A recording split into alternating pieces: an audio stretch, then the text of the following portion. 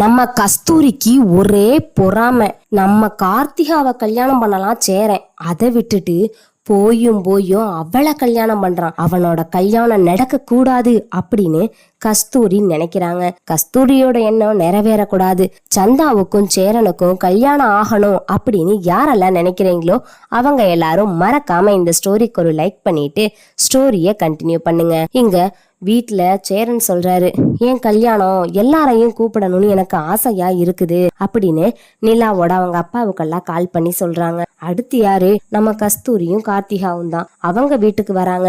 எங்களுக்குன்னு இருக்கிறது ஒரே சொந்தம் நீங்க மட்டும்தான், நீங்களும் வரலனா எனக்கு ரொம்ப கஷ்டமாயிரும், நீங்க வாங்க அப்படின்னு சொல்லி கூப்பிடுறாங்க. அப்பதான் நம்ம நிலா இருந்துகிட்டு இங்க போய் அவங்க கிட்ட பேசும்போது, ஏன்பா உனக்கு உலகத்துல வேற பொண்ணே கிடைக்கலையாக்கும், அந்த பொண்ணை தலைமையில தூக்கி வச்சுக்கிட்டு ஆடுற, அவள்லாம் ஒரு ஆளா? நீயே சொல்லு, நம்ம ஊரு பேச்சு தெரியாது ஒன்னும் தெரியாது, அப்படி இருக்கவகிட்ட நீ போய் வாழணுமா? ஊர்ல உலகத்துல பொண்ணே கிடைக்காதவ மாதிரி தான் அலையிறாங்க அப்படின்னு சொல்லவும் நம்ம நிலா சொல்றாங்க, அவங்களுக்கு தமிழ் தெரியும், அதுவும் இல்லாம அந்த பொண்ணு பூரி சப்பாத்தின்னு திங்கும், நம்ம வெந்தஞ்சியை குடிச்சுப்புட்டு அலைவோம், அவளுக்கும் நம்மளுக்கும் எப்படிடா எட்டும், பிடிச்சிடாலும் பிடிச்சாங்க, போய் பீகார்ல பொண்ணை பிடிச்சிருக்காங்க அப்படின்னு சொல்றாங்க. நம்ம கார்த்திகா இருந்துகிட்டு, இங்க பாருங்க மாமா, எதுக்கு இப்படி எல்லாம் பேசுறீங்க, இங்க சேர மாமாவுக்கு பிடிச்சிருக்கு, அதனால அவரை கல்யாணம் பண்றாரு, உங்களுக்கு என்ன பிரச்சனை? அவங்க கல்யாணத்துக்கு சொன்னா நம்ம போயிட்டு வரலாம், அவ்வளவுதான். அதை விட்டுட்டு தேவையில்லாம இப்படி பேசுற வேலை வச்சுக்காதீங்க. அவர் என்ன பண்ணாரு? என்னைய கேட்டாரு, நீங்க என் வாழ்க்கையையும் கெடுத்து அவரோட வாழ்க்கைய கெடுக்கணும்னு நினைச்சீங்க, ஆனா கடவுள் அவரோட வாழ்க்கை அவர் மனசுக்கு ஏத்த மாதிரி நல்லா இருக்கணும் அப்படிங்கிறதுக்காக அவரோட வாழ்க்கைய சரி பண்ணிட்டாரு. அதான் அவரோட வாழ்க்கை நல்லா இருக்கு. நீங்க தயவு செஞ்சு கொஞ்சம் அமைதியா இருங்க, எனக்கு இப்படி எல்லாம் பேசினா பிடிக்காது, அவரை விட்டுருங்க, அவர் உங்களை என்ன பண்ணாரு அப்படி இப்படின்னு சொல்லி பேசிக்கிட்டு இருக்காங்க. அதுக்கப்புறமா நான் கண்டிப்பா சேர மாமாவோட கல்யாணத்துக்கு போயே தீருவேன்னு நம்ம கார்த்திகா சொல்றாங்க. கார்த்திகாவும் கஸ்தூரியும் போகலான் இருக்காங்க. கஸ்தூரி அங்க போய் சேரனோட கல்யாணத்தை எப்படி நிப்பாட்ட போறாங்க அப்படிங்கிறத தான் பார்க்க போறோம். கஸ்தூரிக்கு ஒரே பொறாமை, எப்படியாச்சும் போகணும், சேரனோட கல்யாணத்தை நிப்பாட்டணும் அப்படின்னு துணிஞ்சு இறங்குறாங்க. அப்ப உடனே நிலா இருந்துகிட்டு கார்த்திகாவை கூப்பிட்டு ஒவ்வொன்னையும் செய்ய சொல்றாங்க. நீ உன் மாமா மேல உசுரா இருந்த, ஆனா நாங்க தான் நீயே வீடு தேடி கல்யாணம் பண்ணிக்கன்னு சொல்லும் போது கல்யாணம் பண்ணிக்கல, இப்ப உன்னோட வாழ்க்கைய இவரே கெடுத்த மாதிரி ஆயிடுச்சு, இதுக்கப்புறமும் உன்னை நாங்க விட்டுற மாட்டோம், அப்படி நீ நல்லா இருக்கணும் அப்படின்னு சொல்றாங்க. நீ நல்லா இருப்ப, கண்டிப்பா நீ நல்லா இருப்ப அப்படின்னு சொல்லி நம்ம நிலாவும் அவங்கள ஒவ்வொரு வேலையும் செய்ய சொல்லி அப்படியே ரொம்ப கண்கூடா பார்த்துக்கிட்டு இருக்காங்க. நம்ம கார்த்திகாவும் சந்தாவுக்கும் சேரனுக்கும் நல்ல முறையில கல்யாணம் நடக்கணும் அப்படின்னு கடவுளை வேண்டி தன்னோட வாழ்க்கை மாதிரி தான் மாமாவோட வாழ்க்கை ஆயிடக்கூடாதுன்னு ரொம்பவே பார்த்து பார்த்து பண்றாங்க.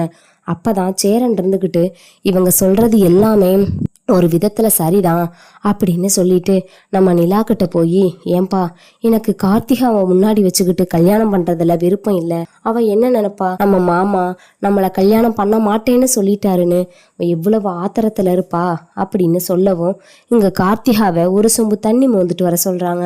தண்ணி மோந்துட்டு கார்த்திகா, நான் உன் வாழ்க்கையை எதுவும் கஷ்டப்படுத்திருந்தேன், என் மனசார உன்னை காயப்படுத்திருந்தேனா என்னை மன்னிச்சிருப்பா அப்படின்னு சொல்லி கார்த்திகா கிட்ட சேரன் மன்னிப்பு கேக்குறாங்க. இப்ப எதுக்கு மாமா அதெல்லாம் அப்படின்னதும், இல்லப்பா ஒருத்தரோட வாழ்க்கையை நம்ம அழிச்சிட்டோம் அப்படின்னா அவங்க கிட்ட இருந்து ஒரு சொம்பு தண்ணி வாங்கி குடிச்சோம் அப்படின்னா கொஞ்சத்துக்கு கொஞ்சம் மனஸ்தாபம் குறையும்பாங்க, இப்ப வேற நீ இந்த நிலைமையில இருக்க, அதான் எனக்கு மனசு கேட்கலப்பா அப்படின்னு சொல்லி தண்ணி மோந்து குடிச்சுக்கிட்டு இருக்காங்க. அடுத்து பாத்தீங்கன்னா நம்ம நிலா அவங்க அப்பா வம்புக்கட்டனே வருவாரு. ஏன் நிலா, உன்னோட கல்யாணத்துக்கு ஒரு மஞ்சத்தாளி எடுத்து கட்டுனாங்களாம், இந்த பொண்ணோட கல்யாணத்துக்கு தங்கத்துல மோதிரம் எடுக்கணுமா, வைரத்துல கல்லு வச்சிருக்கணுமா? ஆமா, ஒருத்தனுக்கு நிக்கவே சத்து இல்லையா, அவனுக்கு இம்புட்டு கேக்குதா? வீடு ஒழுங்கா இல்ல, வாசம் ஒழுங்கா இல்ல, அவ போட்டு வர்றதுக்கு மட்டும் நல்ல தங்கத்திலேயே செய்யறாங்களாக்கும், ஆளு கண்டு ஆளு செய்யறாங்க. என் புள்ளைய நான் அப்படி வச்சுக்கிட்டேன், நீங்களே என் பிள்ளையவே அவங்கனால ஒழுங்கா வச்சுக்க முடியல, இவன் போய் பீகார்ல பொண்ணு எடுத்து அந்த பொண்ணை நல்லா வச்சுக்க போறாங்களாக்கும், அப்படின்னதுமேனு அங்க எல்லாரோட மூஞ்சியும் வாடி போயிருது. உடனே நம்ம நிலா இருந்துகிட்டு, இங்க பாருங்கப்பா, அதெல்லாம் நீங்க சொல்லணும்னு அவசியம் இல்ல, அதெல்லாம் அவங்கவங்களோட விருப்பம், அவங்களுக்கு பிடிச்சிருக்கு, அவங்க பண்றாங்க, உங்களுக்கு என்ன வந்துச்சு, உங்க வேலை என்னமோ அதை மட்டும் பாருங்க, தேவையில்லாம பிரச்சனையை உண்டு பண்ணணும்னு தயவு செஞ்சு நினைக்காதீங்க அப்படின்னு சொல்றாங்க. அதுக்குள்ள நான் சொல்ல வர்றது, நீங்க ஒன்னும் சொல்ல வேணாம், எனக்கு தெரியும் யார் யாருக்கு என்ன பண்ணணும், எப்படி இருக்கணும் அப்படின்னு. நீங்க சொல்லிதான் ஒன்னொன்னத்தையும் நான் கேட்டு பண்ணணும்னு எனக்கு ஒன்றும் அவசியம் இல்லை அப்படின்னு சொல்றாங்க. அதுக்கப்புறம் தான் இங்க ரொம்பவே வருத்தப்பட்டுக்கிட்டு இருக்காங்க. யாருக்கிட்ட என்ன சொன்னாலும் சரி, அதுக்கப்புறமும் நம்ம ஒரு பிரச்சனையிலேருந்து மீண்டு வெளியே வரணும் அப்படி இப்படின்னு சொல்லி நினச்சிக்கிட்டு இருக்கும் போது தான் இவங்க ஒரு ட்விஸ்ட்டை எதிர்பார்க்குறாங்க. நம்ம பார்த்தீங்கன்னா நம்ம சந்தாவோட அவங்க அப்பா இருந்துக்கிட்டு, இம்புட்டு வேறா எல்லாம் வெறுங்கையை வீசிக்கிட்டு வந்திருக்காங்க அப்படின்னு சொல்லிட்டு ஹிந்திலேயே பிடிச்சி திட்டுறாரு. அதுக்கப்புறமா நம்ம நிலா இருந்துக்கிட்டு சொல்கிறாங்க, நாங்கள் தங்குறதுக்கு இடம் அப்படின்னு சொல்லி கேட்கவும், நீங்கள் தங்குறதுக்கா, அங்கே பாரு, அங்கே உங்கள் மாட்டு கொட்டாயில் இடம் இருக்கு, அங்கே போய் இடத்த காட்டுறா அப்படின்னு சொல்லி சுனிலை அனுப்பி வைக்கிறாங்க. அங்கே உடனே சேரனுக்கும் சந்தா மற்ற எல்லாருமே ரொம்ப ஷாக் ஆகுறாங்க. ஒரு விருந்தாளியை கூட்டிட்டு வந்திருக்கோம், மாட்டு கொட்டாயில தங்க சொல்றாங்க அப்படின்ற மாதிரி. அப்ப உடனே அவங்க அப்பா சொல்றாங்க, இப்படி தானே இருந்திருக்கோம், என் பொண்ணு கல்யாணத்துல அத்தனை பேத்து முன்னாடியும் என்ன அசிங்கப்படுத்தினீங்களே, அவ பிரெக்னண்டா இருக்கான்னு, இப்படி தானே இருந்திருக்கோம், நீங்களும் அசிங்கப்படுங்க அப்படின்னு சொல்லி மாட்டுக்கொட்டாயில போய் தங்க சொல்றாங்க. உடனே மனோகருக்கு கோவம் தாங்க முடியல. நிலாவை பார்த்து, ஏமா அங்கிருந்து கல்யாணம் பார்க்கறதுக்கு கூட்டிட்டு வந்தியா, இல்ல அப்பா ஒரு நாளாச்சும் மாட்டுக்கொட்டாயில படுத்து எந்திரிக்கிட்டு போகட்டும்னு கூட்டிட்டு வந்தியா, அப்பாவை பழி வாங்குறியா நிலா அப்படின்னு சொல்லி கேட்டதும், பா அப்படி எல்லாம் ஒண்ணும் இல்லப்பா, நான் ஏன்பா உங்களை பழி வாங்க போறேன், இங்க என்ன நடக்குதுன்னு எனக்கே ஒன்னும் புரியலப்பா அப்படிங்கிறாங்க. நம்ம கஸ்தூரிக்கு ஒரே சந்தோஷம், அப்பா எப்படியோ கல்யாணம் நின்னா நம்மளுக்கு அதுவே போதும், கல்யாணம் பண்றான் இவன், என் பொண்ணோட வாழ்க்கைய வீண் பண்ணிட்டு இவன் கல்யாணம் பண்றானாமா அப்படின்னு அவங்களும் ஒரு பக்கம் கோவத்துல இருக்காங்க. இன்னொரு பக்கம் பாத்தீங்கன்னா நம்ம மனோகர், அடுத்த ட்ரெயினே புக் பண்ணி நான் வீட்டுக்கு போயிடுவேன், இந்த அளவுக்கு மரியாதை கொடுத்தாங்கன்னா அப்படின்னு சொல்லவும், நம்ம நிலா அப்பதான் ஒரு சொல்றாங்க, ஏப்பா நீங்களும் இதை தானப்பா பண்ணீங்க, என்னோட கல்யாணத்துல என் குடும்பத்து ஆளுங்களை எம்புட்டு அசிங்கப்படுத்துனீங்க, அதெல்லாம் என் மனசு எவ்வளவு நொந்திருக்கும், ஆனா இன்னைக்கு அதே இன்னொருத்தங்க பண்ணமும் உங்களுக்கு அது கேவலமா தெரியுதா அப்படின்னு சொல்றாங்க. இப்ப என்ன சொல்ல வர்ற, நாங்க பண்ணதை இப்ப எங்களுக்கே இவங்க பண்றாங்கன்னு சொல்றியா, அதை சொல்லலப்பா, நீங்க பண்ணுனதை அவங்க பண்றாங்க பண்ணல அதை நான் சொல்ல கிடையாது, தேவையில்லாம நீங்க பண்ணீங்க, இன்னைக்கு இத்தனையும் வாங்கி கட்டிக்கிட்டீங்க, என்னமோ பண்ணுங்க அப்படின்னு சொல்லி நம்ம நிலா போய் சந்தாவை பார்க்க போறாங்க. சந்தா நிலா கிட்ட ஒரு அதிர்ச்சியான விஷயத்த சொல்றாங்க, என்ன மன்னிச்சுட்டு நிலா, நான் இதெல்லாம் எதிர்பார்க்கல, சேரனுக்கும் எனக்கும் கல்யாணம் பண்ணி வைப்பாங்கன்னு நான் அவ்வளவு ஆசையா இருந்தேன், ஆனா இன்னைக்கு எங்க அப்பா உங்க சொந்த பந்தம் அத்தனை பேத்து முன்னாடியும் உங்களை அசிங்கப்படுத்தணும்னு நினைச்சுக்கிட்டு இருக்காரு, நானும் என்னென்னமோ சொல்லி பார்த்துட்டேன், அவரோட மனசு எதுலமே ஈடுபடுற மாதிரி தெரியல, இங்க என்ன நடந்தாலும் என்னை மன்னிச்சிரு, இதுக்கும் எனக்கும் எந்த சம்மந்தமும் இல்லை, ஆனா ஒன்னே ஒன்று, என்னை மட்டும் விட்டுட்டு போயிடாத நிலா அப்படின்னு சொல்லி நிலாவோட கையை பிடிச்சி சந்தா கெஞ்சிக்கிட்டு இருக்காங்க. இதை பார்த்த நம்ம சந்தா அவங்க அப்பா, ஏய் என்ன பண்ற, உன்னையெல்லாம் பாவம் ஒன்று வீட்டுக்குள்ள விட்டா என் பொண்ணு வரைக்கும் வந்து பேசுறியா, வெளியே போ முதல்ல அப்படின்னு நிலாவை வெளியே அனுப்புறாங்க. நிலாவுக்கு ரொம்ப மனசு கஷ்டமா இருக்கு, நம்ம ஒன்று நினைச்சு நம்ம சொந்த பந்தத்தை எல்லாத்தையும் கூட்டிட்டு வந்தா இவங்க நம்மளை அசிங்கப்படுத்துறாங்களே அப்படின்னு சொல்ல முடியல. நேரா வந்து சோழன்கிட்ட, சோழா எனக்கு மனசு சரியில்லை சோழா அப்படின்னு நம்ம நிலா வாயிலிருந்து வார்த்தை வந்ததுமே சோழன் நினைச்சிட்டாரு, என்னமோ இங்க நடக்க போகுது, அது நம்ம நிலாவுக்கு தெரிஞ்சிருச்சு, அதனாலதான் அவ இப்படி எல்லாம் சொல்றா, இல்லைனா இவ இப்படி சொல்ற ஆளு கிடையாதுன்னு அவரும் கணிச்சிட்டாரு.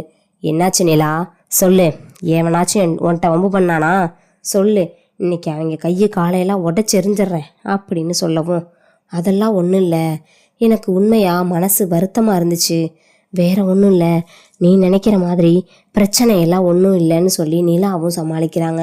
இல்லை எனக்கு என்னமோ பிரச்சனை எல்லாம் இருக்கிற மாதிரி தான் தோணுது, அதனால தான் உன் மனசே சரியில்லை, நீ பேசுகிற பேச்சும் சரியில்லை அப்படின்னு சொல்கிறாங்க. இல்லை என்னை மன்னிச்சிரு அப்படின்னு சொல்லி நிலாவும் எவ்வளவோ ட்ரை பண்ணுறாங்க. அது இல்லை இது இல்லை அப்படி இல்லை இப்படி இல்லைன்னு. ஆனால் நம்ம சேரன் மட்டும் இல்லை, சோழன் மட்டும் இல்லை, எல்லாருமே நிலாவோட மூஞ்சியில் இருந்த கஷ்டத்தை பார்த்துட்டு எல்லாருமே புரிஞ்சுக்கிறாங்க. இதுக்கு பின்னாடி ஏதோ ஒரு காரணம் இருக்குது, அதனால தான் அவங்க ரொம்ப ஃபீல் பண்ணுறாங்க அப்படின்னு சொல்லிட்டு நம்ம சேரன் என்னப்பா நிலா சொல்லுப்பா, நான் போய் கேட்குறேன் அப்படின்னு சொன்னதும், அதெல்லாம் ஒன்றும் இல்லை, நீங்கள் ஒன்றும் கவலைப்படாதீங்க, எல்லாத்தையும் நான் பார்த்துக்கிறேன் அப்படின்னு நிலா ஒரு பக்கம் பேசுகிறாங்க. பேசினாலும் நிலாவுக்கு அவங்க சொன்ன வார்த்தை கண்ணீர்னு அவங்க மைண்டில் கேட்டுக்கிட்டே இருக்குது. இப்போ என்ன பண்ண போகிறோம், அடுத்து என்ன பண்ண போகிறோம் அப்படின்னு எதுவுமே தெரியாமல் நிலா ரொம்பவே ஃபீல் பண்ணிக்கிட்டு இருக்காங்க. யார் என்ன நினச்சாலும் எப்படி இருந்தாலும் அதை பற்றி எனக்கு கவலை கிடையாது, என் வாழ்க்கை நல்லா இருக்கணும் அப்படின்னு நிலாவும் சரி, யார் என்ன சொன்னாலும் காதில் வாங்கிக்க கூடாதுன்னு இவங்களும் நினச்சிக்கிட்டு இருக்காங்க. நிலாவுக்கு உண்மையை சொல்லணும் அப்படின்னா ரொம்ப வருத்தமாக இருக்குது. நம்மளுக்கு இதெல்லாம் தேவையா?